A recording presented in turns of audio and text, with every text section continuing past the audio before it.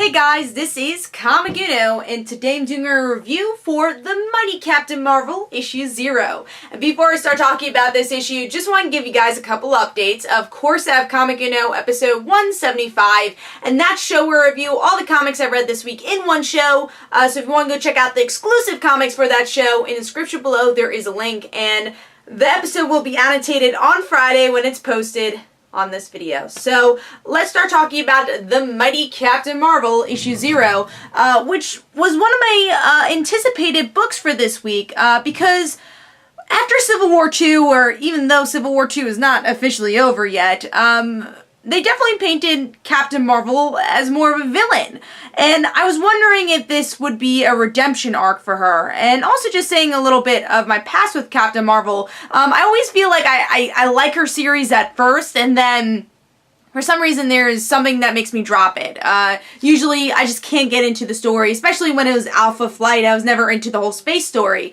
So I wanted to see what this series would bring. So let's see if I enjoyed this issue. Beautiful cover here where we get to see Carol walking away with her bomber jacket on, and seeing that poster in the background of her having this image of herself. And, you know, maybe some people see her, again, painting her as the villain, but some people see her as this hero, as this bigger than life person, which is interesting. And then I really like the interior artwork also. Some great bright colors going on in the book, and wonderful facial expressions, which is needed throughout this book, because it's very emotional, very much about feelings. And there are some times where I feel like there could have been more detail in the art. Like over here, I think the action scenes could have been a little bit more fluent. I kind of wish they were a little bit more epic in those panels, but I feel like it wasn't really about the action in this issue. And then here, I feel like there's a lot going on, so it's kind of less detailed,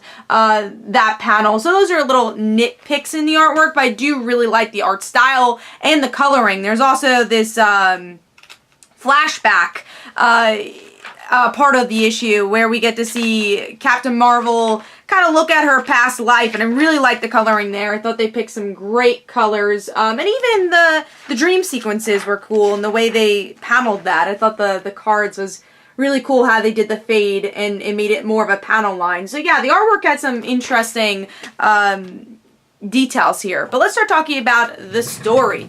So with this issue, it is an issue 0, so it's more of explaining who is Captain Marvel. But it doesn't feel like it's a preaching issue where it's like exposition heavy. It's like, I did this and I became Miss Marvel and I did that and that and that. Civil War II happened. It was definitely more fluent than that. So if you don't know anything about Captain Marvel's character, I think you get a gist of her character. I mean, you don't learn her whole history, but I don't think you needed that here. You just need to know where she's at. And this issue is very emotional. It's exploring her feelings and anxieties after Civil War II. And really because she doesn't take a break as a hero, or has never taken a break in her life. So I'm really curious to see where that direction goes. So what did I think of the issue overall? I love this issue. I was so pleasantly surprised with this book. Because again, like, I like Captain Marvel. She's not my top tier character, but I've always enjoyed the character, but for some reason I've dropped the book here and there. But here I think the book has a real momentum because it's right after Civil War II.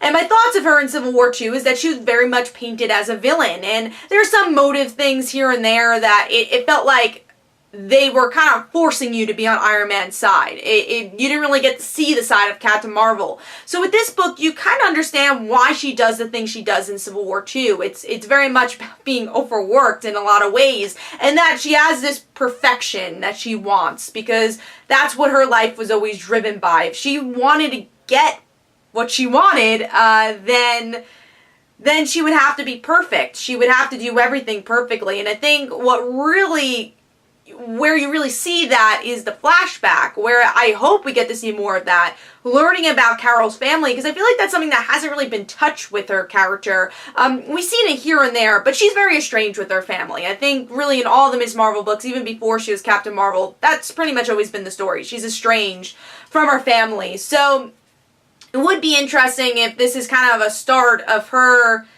digging deeper into the past. And that's kind of what I liked here, is that the therapist in the beginning, great opener, is saying, you gotta, like, connect with your feelings. You just keep blocking everything off. And Carol knows that, and that's why she's having these bad dreams, anxiety, and I liked how they painted being a superhero in a war zone, especially because Carol is a military character also. So I really like that. There's some interesting psychological themes going on throughout the book that I hope that we get to see throughout. Another great scene, if you've been reading Spider-Woman, this is a great scene with Jessica and Carol, where they are best friends. And if you read that tie-in, which I think was one of the better tie-ins from Civil War II, you saw that they have a big falling out, but here it's Carol finally opening up and say, hey Jess, you're my family, I need you.